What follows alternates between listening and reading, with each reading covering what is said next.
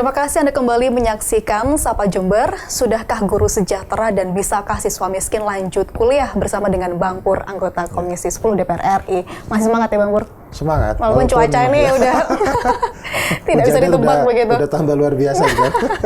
Bang Pur, melihat proporsi guru yang masih banyak yang belum tersertifikasi begitu ya. Menurut pandangan Bang Pur, apakah ini berdampak pada motivasi mereka terhadap kualitas pengajaran mereka di sekolah masing-masing? Ya, itu pasti, Mbak. Pasti, Mbak. Ya, artinya tingkat kesejahteraan guru itu berdampak langsung terhadap apakah pendidikan atau pelayanan pendidikan kita itu berkualitas atau tidak.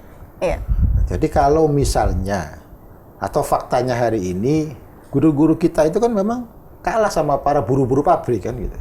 Betul. Ya, buruh pabrik itu jelas UMR, mereka menggunakan UMR sebagai patokan, jelas. Ya. Nah, kalau guru kan di bawahnya UMR lagi.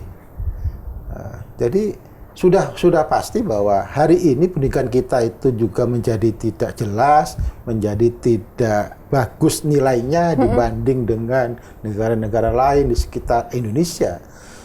Faktor paling penting dan paling utama menurut saya adalah karena kesejahteraan gurunya tidak dijamin. Bagaimana kemudian dia bisa fokus menyiapkan bahan ajar, bagaimana dia fokus kemudian menyampaikan ide-ide di kelas ke murid-muridnya dalam posisi satu, misalnya perutnya tadi pagi belum sarapan, yang kedua kepikiran anaknya belum bayaran, kemudian ada arisan yang harus dia bayar, ada hutang yang dia harus dan mau jatuh tempo, itu pasti merusak konsentrasi dan kemampuan guru ketika memberikan pengajaran di ruang kelas. Iya, tepat. Nah, jadi ini udah darurat menurut saya, Mbak Pia. Udah sangat darurat. Jadi termasuk yang kemarin disampaikan oleh Pak Prabowo, disampaikan oleh Pak Menteri yang baru, mau ada penambahan 2 kali lipat gaji yang sudah PNS, kemudian menambahkan 500.000 dari yang sudah tersertifikasi dari 1.500.000 ditambah 500 menjadi 2 juta gitu. Kemudian yang baru akan dikasih 2 juta. Pertanyaannya, sekarang Mbak Pia saya tanya. Di Jember deh, uang 2 juta ya, dengan anak 1. Iya. Padahal di Lumajang, di Jember ini kan lebih dari 1. Kalau anak 1, 2 juta. Apakah cukup? Enggak. Nah, enggak. Kan mahasiswa hidup sendiri aja belum tentu cukup artinya begitu. Memang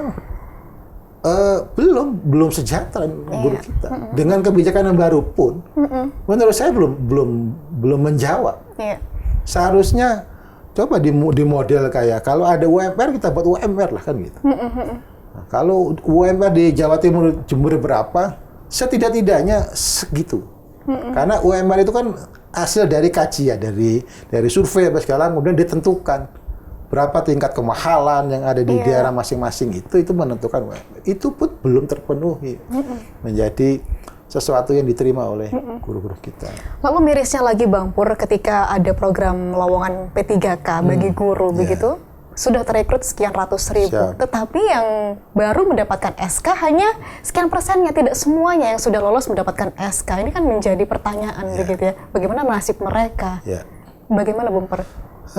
Jadi saya itu kalau udah gitu udah langsung lulus dari apalagi kalau yang sudah mengajar di swasta harus berhenti sebagai guru begitu. Jadi pertama ya, kita ini perencanaan terkait dengan penempatan guru pun sampai sekarang nggak selesai.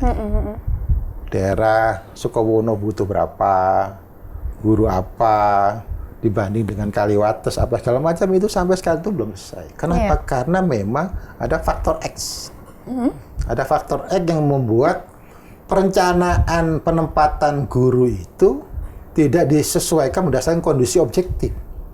Lebih berdasarkan sesuatu yang dalam bahasa saya direkayasa. Iya.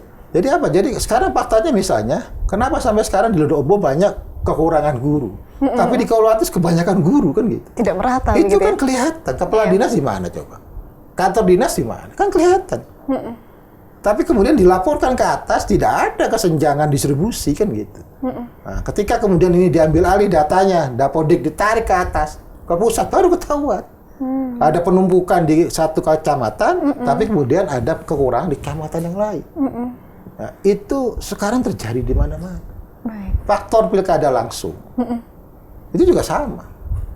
Jadi ketika kemudian dia menjadi pemenang, dia nunjuk seseorang menjadi kepala dinas, itu dijadikan alat politik. Sudah, yang mendukung saya itu kita kasih daerah-daerah tanggul, paling enak, jangan di Sumber Baru, misalnya gitu. Hal-hal kayak seperti, termasuk misalnya pembangunan Sarpras. Sudah bagus, setiap tahun dapat terus. Nambah kelas lagi kan gitu. Tapi yang di sebelah sana, awalnya gentengnya yang ambruk. Kadang nggak dibantu, besoknya sebelah sana pagernya ambruk. Akhirnya yang awalnya hanya sedikit kerusakan menjadi rusak berat karena tadi kebijakannya tidak didasarkan pada kebutuhan, tapi terhadap kepentingan. Kalau sesuatu itu direncanakan secara kepentingan bukan kebutuhan, urusan apapun, termasuk tadi kesejahteraan, pelayanan pendidikan kita nggak akan pernah bisa kita selesaikan. Karena itu tadi saya usulkan tarik ke pusat biar nggak jadi pikirannya subjektif kepala daerah. Biarlah presiden yang ngurusin pendidikan. Ambil alih, aku presiden, aku ambil semuanya. Biar 5 tahun lagi saya pastikan Indonesia akan menjadi generasi emas. Nah, itu. Begitu ironi begitu ya. Ketika pendidikan kita pahami bersama adalah fondasi utama masa depan bangsa, tapi menjadi alat yang empuk untuk kepentingan politik begitu. Bang Pur, terkait dengan usulan tadi kembali ke pemerintah pusat, ini sejauh mana usulan yang sudah disampaikan? Apa ada kemungkinan besar ini terjadi dalam waktu dekat? Ya, kalau semangat kami di Jakarta, ya, terus kemudian ditangkap begitu jelas oleh Pak Presiden, Pak Prabowo, sesungguhnya dalam waktu dekat kita bisa melakukan ini. Cuma kan kemudian ada irisan baru nih. Di saat kita mau mesejahterakan guru secara maksimal, ada program baru namanya makan tambahan bergizi, yang juga menguras anggaran kita. Benar. Nah, jadi menurut saya kalau kemudian Pak Prabowo tidak membuat statement, oke, semua akan saya bereskan tahun ini. Kalau nggak ada statement itu, saya yakin menteri-menteri itu tidak akan bisa fokus dan maksimal untuk menjawab semua pertanyaan yang Mbak Pia tanyakan tadi. Baik, banyak sekali yang perlu diurusi tahun ini utamanya begitu Bang Pur. Tapi kalau misalkan ada argumen ini, kami ingin mendengar pendapat Bang Pur. Kenapa gaji guru kecil? Karena ketika ada seorang pilot ataupun seorang dokter yang Bang Pur sampaikan tadi, mereka bisa menjadi guru. Tetapi seorang guru tidak bisa memposisikan diri sebagai pilot ataupun dokter itu sendiri. Tidak ada kejelasan kompetensi di situ. Apakah ini perlu menjadi pekajian ulang ketika di Fakultas Keguruan di Pendidikan Tinggi ini perlu dievaluasi lagi, begitu? Menurut Bang Pur bagaimana? Tapi tahan dulu lagi, kita akan rehat sejenak Bang Pur. Saudara tetaplah bersama kami dalam Sapa Jember.